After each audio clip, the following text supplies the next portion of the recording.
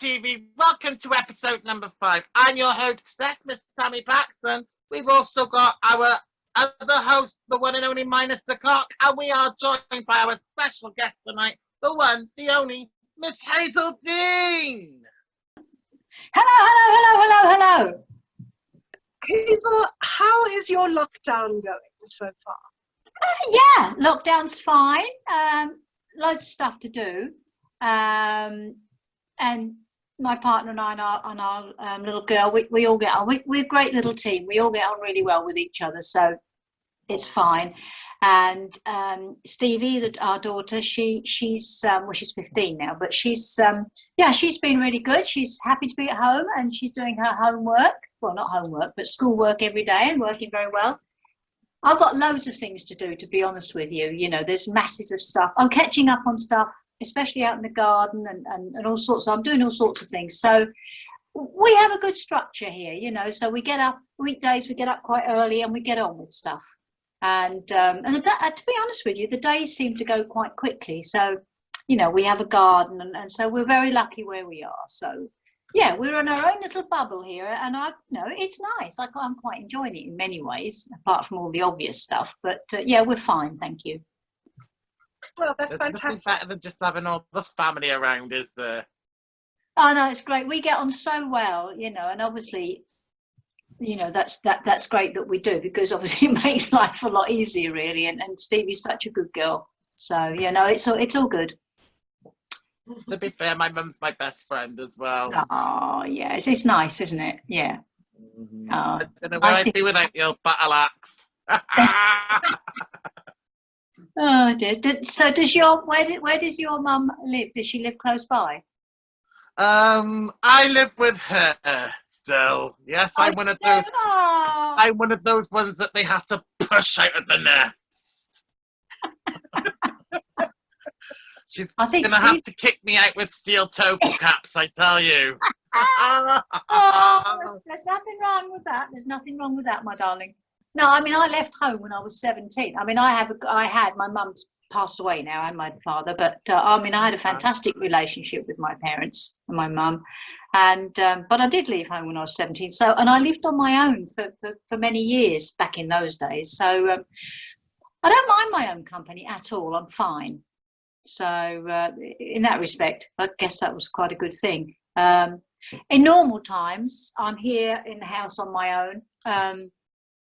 In the daytime, so I'm kind of used, not saying I'm used to being locked down, but I am used to still spending time on my own, and I can always find stuff to do, so you know, that's always good.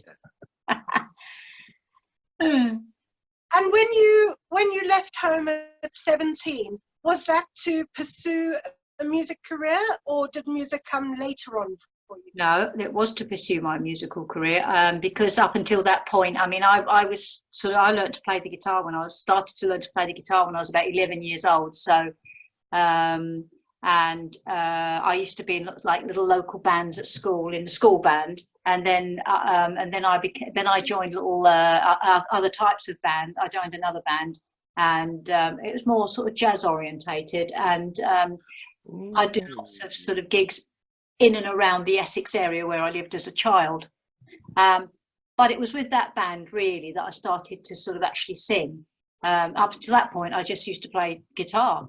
But yeah, then I started to do vocals, and then it, you know, I realized I was probably, you know, much better doing vocals than just playing guitar. And that's kind of where it all started really. So yeah, well, when I was 16, I went to a school, to vocal training school called the Morris Burnham School, which was in London.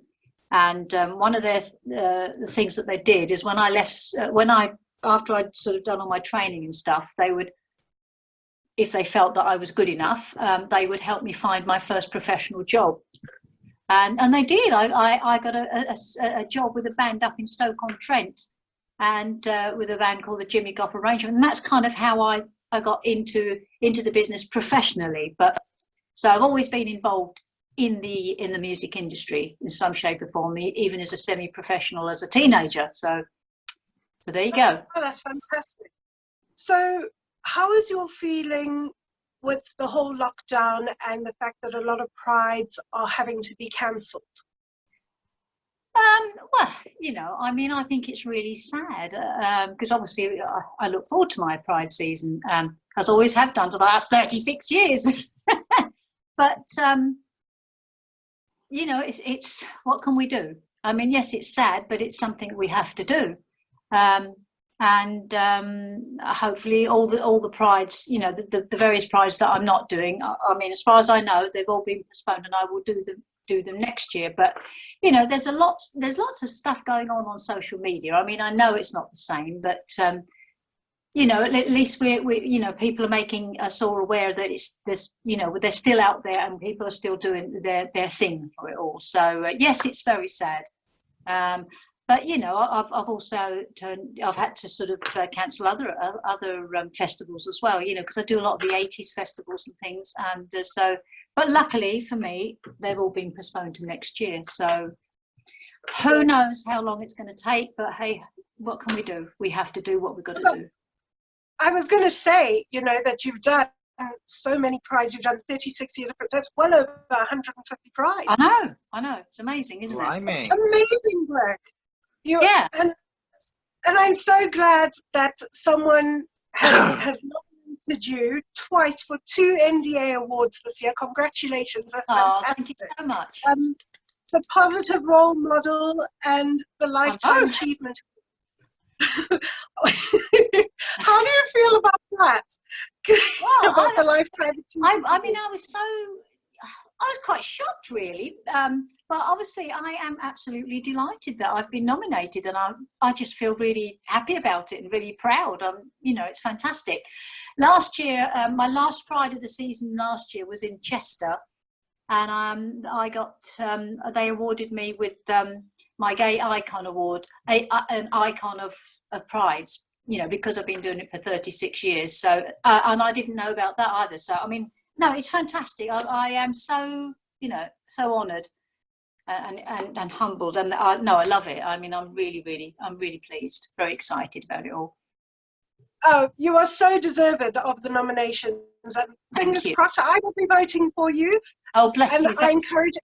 I encourage everybody who's watching Ronda Pride to go and vote for Hazell. Yeah. So what I wanted to ask you is, as a mother, because I'm a mother too, how did you how did you teach your children about being an ally and about being and about the queer community? Well, to be honest with you, Stevie's been coming to Pride since she was 2 years old. She's just been brought up. You know, she's fantastic. She accepts everybody and everyone, and she's a lovely little girl. You know, if you're growing up with it. And we always, you know, we're not prejudiced, and we always sort of discuss things with her. I think that's one of the most important thing is discussing things, you know, in a childlike way and explaining things to her. But she loves everybody and everything. That's wonderful. And being honest all the time, you know, as best as you can. You have to explain things to them in a way that a kid will understand. Yeah, and that's what we've always done. Oh. So my daughter did her first Pride last year, and she was just over 1 year old, and we went as punk rockers. So she had like her hair spiked up, and she stole the show and got booked before me for Pride this year. Yeah, we used to do things like that with Stevie. She loved it. And I mean, I actually took her on stage with me when she was 2 years old the first time. I think that was in Bristol Pride. And then the second, and then she was a little bit older, and I got her up on stage at Manchester Pride. And she sang a little bit of a song as well that I'd been training her to do for quite some time. Oh, Oh, that's fantastic. Yeah, yeah. And Oh. she's Does this mean actually, that I mean, she doesn't anymore because she's, she's 15 years old now. But for quite some time, Stevie would often, get up and sing Searching with me, and used to get, I mean, I always used to make sure it was okay with that people were happy for that. Some were, some weren't. But, but then she got to a stage was, well, am I singing Searching with you tonight or not? Or today or whatever. But, yeah, no, she doesn't anymore. She likes looking after me now. So you have the title of Queen of High Energy. I do. And what we'd like to know is, what was the highlight of your career for you? That one is so difficult, isn't it? I guess really, I guess having the first hit single, because up until that point I'd been in the music industry about 12 or 13 years anyway, and I mean I had a great time. I was singing in bands, I was doing sessions, and I did everything. Songwriting, and I'm not so much now, but I've always been songwriting and stuff. But I really had I knew what I wanted to do, and I knew I wanted to be successful. And I guess having that first hit record that I felt that I'd waited a long time for, I guess in a way I'd have to say that it's got to be the biggest highlight when you see that going in, when it goes. It was so tough getting that record in the charts, Searching I'm talking about, because it sort of, it didn't happen the first time, and then it was re-released. I mean, originally it was 1983, which is when I kind of made sure that I was PAing it and making sure people could see my face and just getting out there in that sort of genre. But when it crossed over in 84, and went into the top 40, that's got to be, whoa, so I guess I'd have to say that's got to be at that moment. Yeah, so, I can imagine. Yeah, it must be absolutely amazing. Yeah, it was. Yeah. Over the years, you must have worked with some amazing people. Is there anybody who kind of sticks in your mind and you think, wow, that was really special, the moment that we shared together? Well, the special people for me weren't, I mean, I've worked with, because back in the 70s when I used to sing in bands, these are the people, they're not incredibly famous people, but they're people that were big, that for me were very important in my life. I used to sing in lots of big bands and stuff like that, and there was one band I sang in particular called the Andy Ross Band, and I'm going back to the mid-70s here. And I did an audition, and I got to sing, and it was they were at the Lyceum in London, in the West End, and I got the job with this big band, and the band was the Andy Ross Band. I don't know if you've ever heard of the Andy Ross Band. You probably haven't. But Andy was, it was a fantastic band, and I learned so much from that band. I always knew I had a good voice. I was, quite good with harmony. But in that band, there were 5 singers, and I learned so much about harmonies, all that kind of stuff. Music, being very musical, and so he was a very important person in my life, and he was a lovely guy and a great band leader, so that was very special. And one of the things, apart from just doing the gig at the Lyceum, and also the funny thing about the Lyceum, we had different nights, but on a Saturday night it was the best disco in town. The Big Air. And it was. I used to sing. I sing it in my show now at the end of my show. But I used to sing things like "Never Can Say Goodbye, Boy," and all that kind of stuff. And so, oh God, I used to love those nights. They were great. And so he was like one of my favourite people that I've met. And then from there, I met. Well, it's someone I kind of knew because we had already worked in a band together, but I worked with a man called Paul Curtis. Again, Paul was fantastic with vocals, but he actually recorded as well.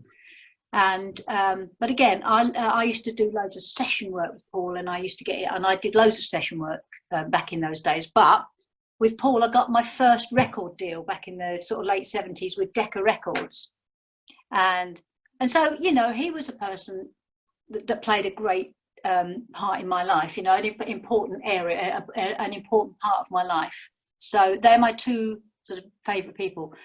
Yes, in fact, Paul Curtis wrote a lot of big Eurovision songs back in the 70s. He still writes. Excuse me. But he wrote a song for me, and you can see it on YouTube. It was a song, and it was back in 1976, and I sang in the Song for Europe, and it was the year that the Brotherhood of Man won it with "Save Your Kisses for Me." But I sang this great big ballad called "Couldn't Live Without You for a Day." It's a beautiful song. It was lovely. That was the first time I did Eurovision, Song for Europe. And that was in the days of, it was very grand back in those days, because we did it at the Albert Hall. It was beautiful, and a real live, huge orchestra. So it was just so fantastic back in the day. Yeah, lovely it was. Wow. Very different. And then I did it again in 1984 with one of my own songs called "Stay in My Life." Again, that's on YouTube if you ever want to see it. And everything had changed. It was at the, you know, at the BBC in a little studio, and there was still a live band, but it was like a 5-piece or something like that with some backing singers. It had totally changed. And then in 1983, I did backing vocals for Sweet Dreams. Fabulous. Yeah, that was a Paul Curtis song. You know, because I've known him for many years, and then in 1991, I went to Munich. I think we went to, no, it wasn't. We went to Rome with Samantha Janus. Ah, yes. And that was my last. I did backing vocals with my friend Kit Rolfe, who was Bal from Bal and the Devotions. And oh, I know everybody. And yeah, but that was my last. That was my last Eurovision experience. But yeah, I've You know, the thing is you don't get to know everybody unless you're very, very good at what you do. This is true. I saw, Hazel, that you had been to South Africa, and I just wondered when that was and how you found it. It was, now I'm trying to think. I had a chap get in contact with me. I'm trying to think. It was probably around 2000 and, I don't know, 8, 9. I'm not quite 100% sure. And he wanted me to go over, and he got this club. It was Centurion In Johannesburg. Yes, that's the one. And you're gonna. It's quite funny what I'm going to tell you. But anyway, I went over the first time I went over. Oh my God! It was like being back in the 80s. I mean, I never realised how iconic that record, that track was. I mean, it was just fantastic. So I had a fantastic time. The second time I went over, which was, I think was 20, when did I go over again? The next time, I think it was about 2014, it was.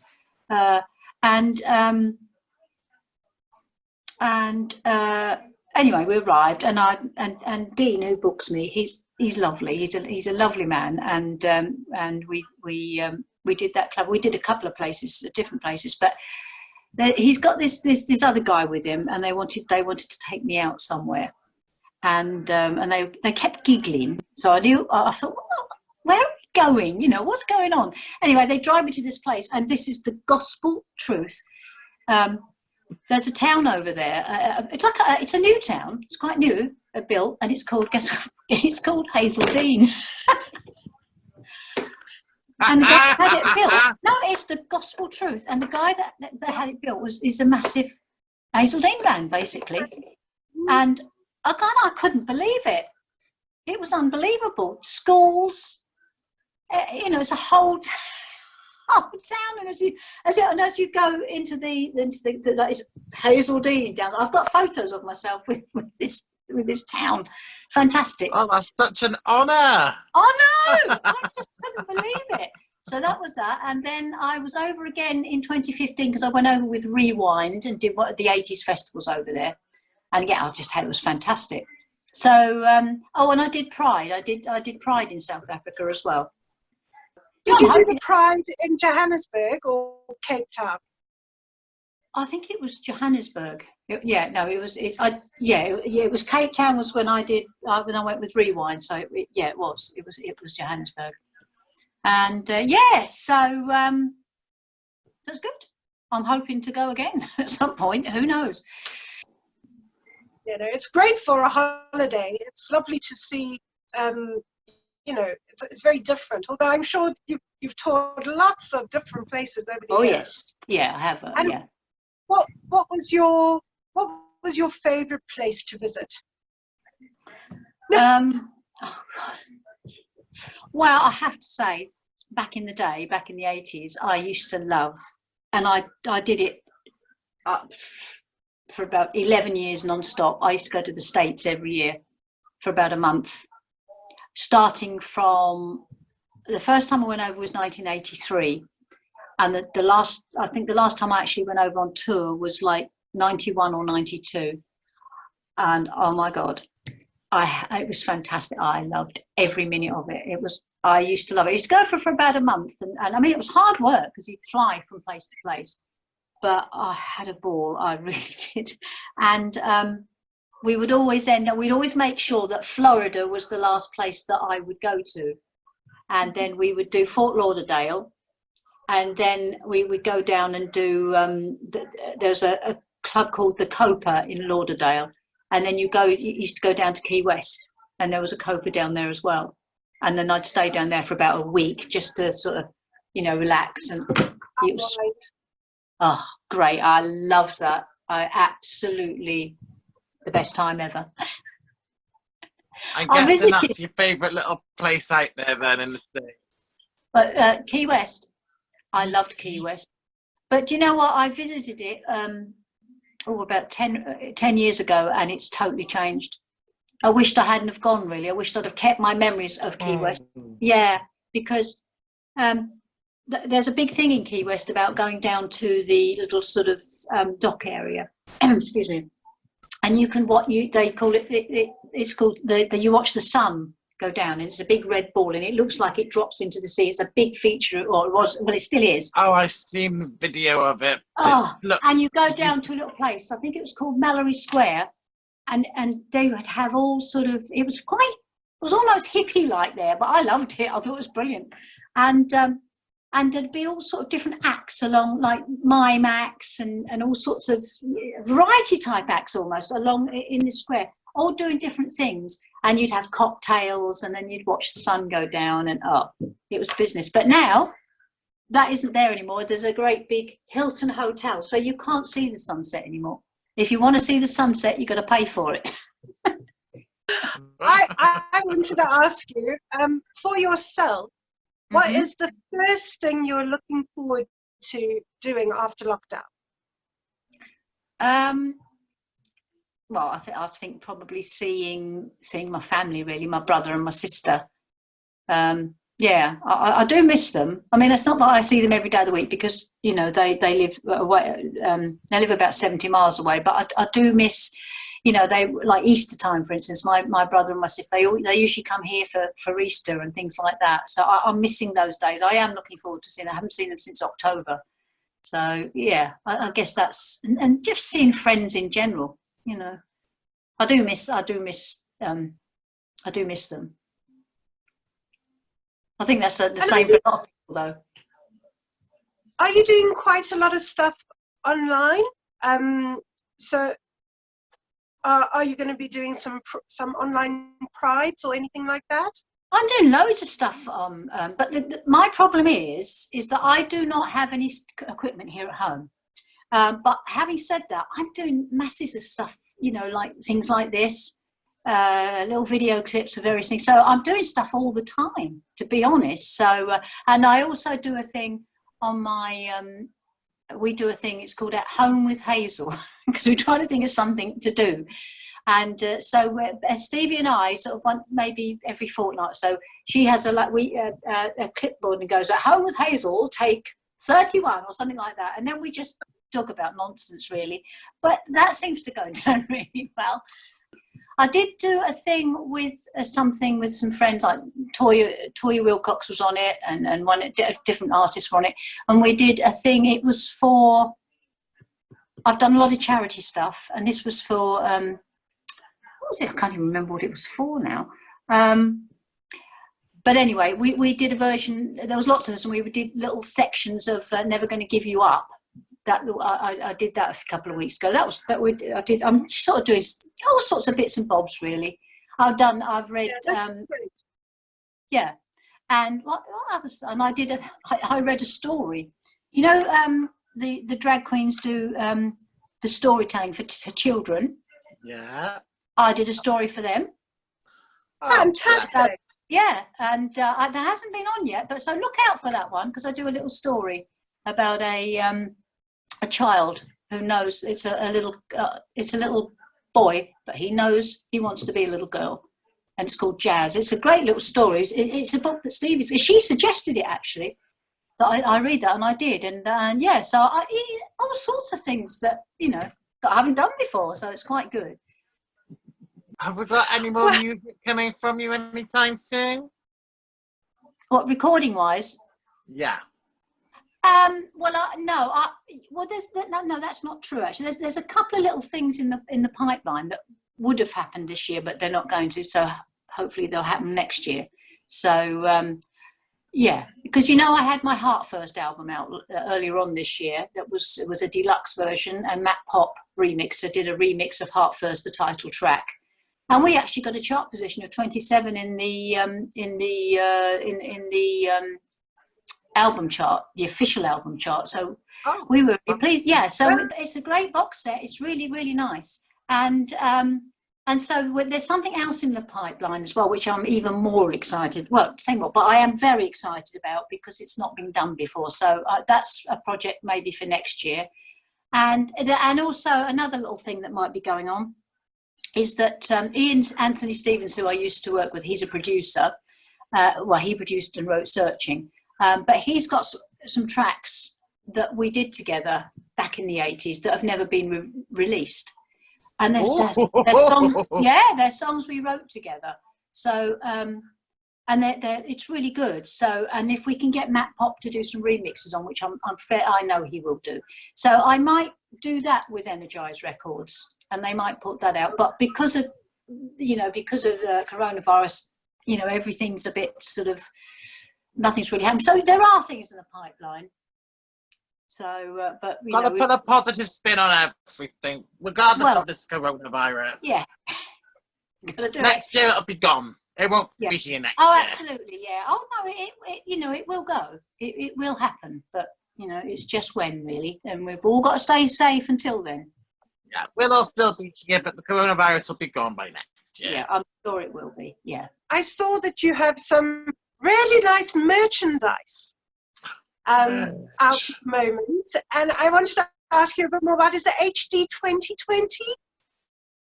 Oh, the t-shirts. Yes. Yeah. Well, I mean, yeah, we try and come up with a different t-shirt every year, and this year we did the 2020 one, which is quite good, and it's there's this little it's called Miss T's t-shirts. Over, I think she's based in Ireland, and I think she got in contact with us. We've been working with her for ages. I don't take any money from the t-shirts at all. It's, but it's nice to be able to have merchandise, and so she does that. But this year with the 2020 t-shirt, we each one that's sold, £5 of that goes to the mermaids, the mermaid for children or young people, transgender young people, and so we put some money towards that. And I've got my eye on the one with the crown with HD. Oh, in the yeah. phone. I Yeah. like Oh, that. yeah, you've got to get one of those. Well, you know, if you And go I on my think- website, you know, you can get all of that stuff. Tammy, there's a good one of a glitter ball for you. I love glitter! And don't forget, ladies and gentlemen, the links will be in the description just down below. Yeah. Yeah, go on my website for all that kind, all your t-shirts and all that kind of stuff.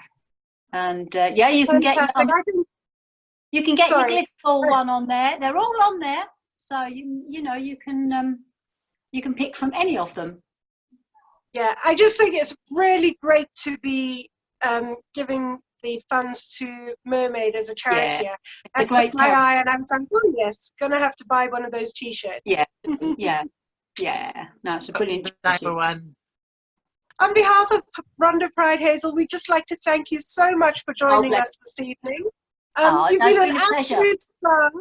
It's been such a great chat, and be safe and enjoy the rest of your lockdown. And we look forward to seeing you Yeah, in the future at more prides. I'm sure you will, and I shall look forward to seeing you. And thank you for the interview. It's been fantastic, most enjoyable. You're welcome. All right, Thanks enjoy your very lockdown much. as well. Thank you. Bye. Bye. Mm. What a wonderful lady. Hazel Dean, what a star. And now a musical performance from Kieran Bailey.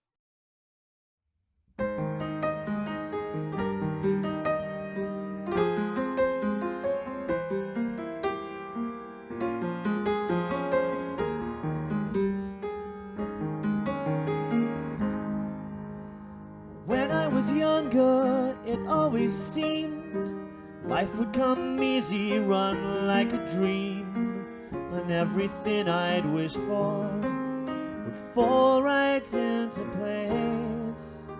I'd buy a big house and drive the best car, wave at the world like a Hollywood star, and all the while just fight to hide the smile back from my face. But life can be so different to the poetry of song. Foolish words to build your hopes upon. People would tell me, wish I was you, wish I could do the things that you do, work in what you love, and then you'll never work a day. Though I confess that much of it's true, how would they like to walk in my shoes and be so close to what you want? It's still so far away, so close you can feel it, but then suddenly it's gone. Perhaps it's just a place I don't belong. Tell me, where do I go from here? What if it doesn't matter, and everything I want remains a dream? Tell me, what am I doing here? What if it never happens? What will be left? What will I have achieved? Tell me, do you believe? Oh, a lifetime seems a lot of time to me.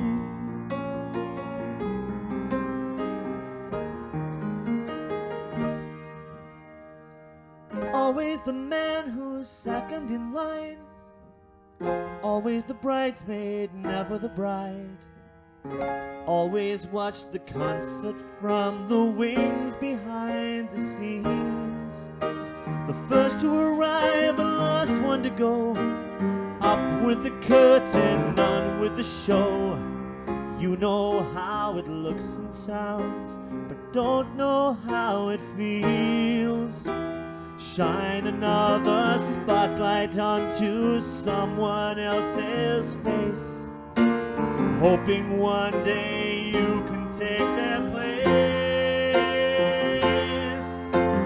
Tell me, from here? What if it doesn't matter, and everything I want remains a dream? Tell me, what am I doing here? What if it never happens? What will be left? What will I have achieved? Tell me, do you believe?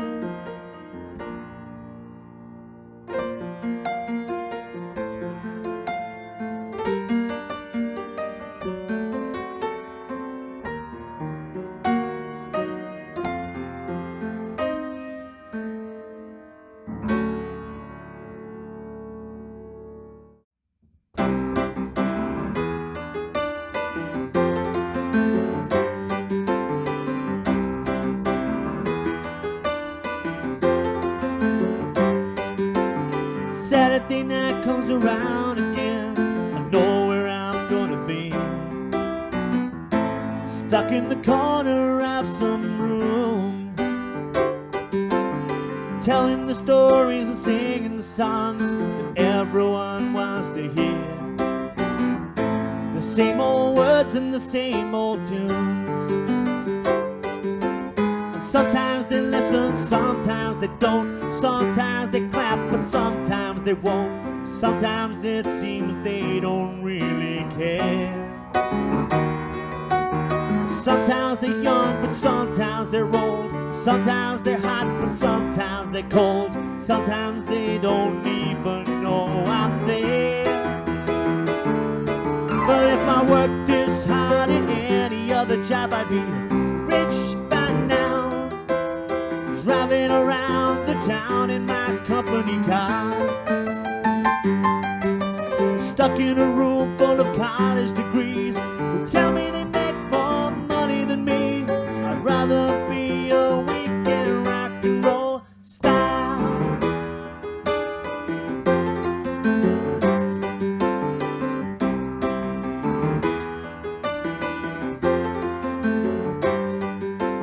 I look at their faces staring at me. They're waiting to start the show. The same old seats since first they came. A man with the microphone scares me to death. The noise of the room falls low, and I can't turn back once he's called my name. But ladies and gentlemen of the jury, please take your time before sentencing me. I'm sure there'll be one song you like, I know. And don't be afraid to express what you feel. I'll make some mistakes so you know that it's real. But that's my job, it's all part of the show. And if I worked this hard in any other job, I'd be rich by now, driving around the town in my company car. I worked my way up from the minimum wage, and now I'm praying to get to Diamond Cage. I'd rather be a weekend rock and roll star.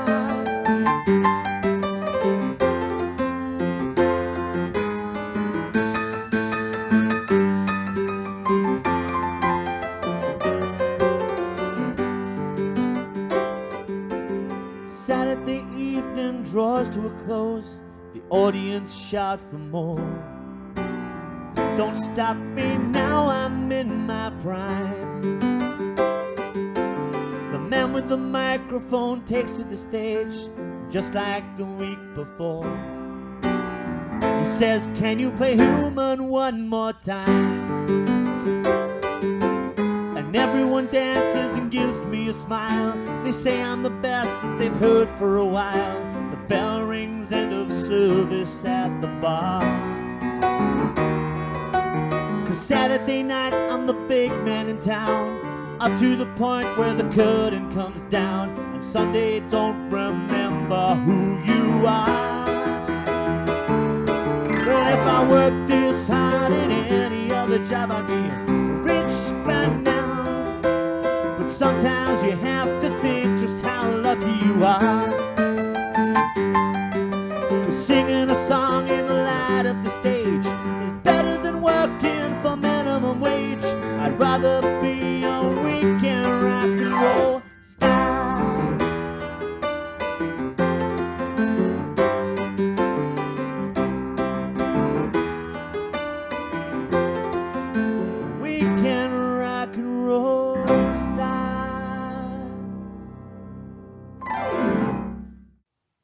Wasn't Kieran Bailey wonderful?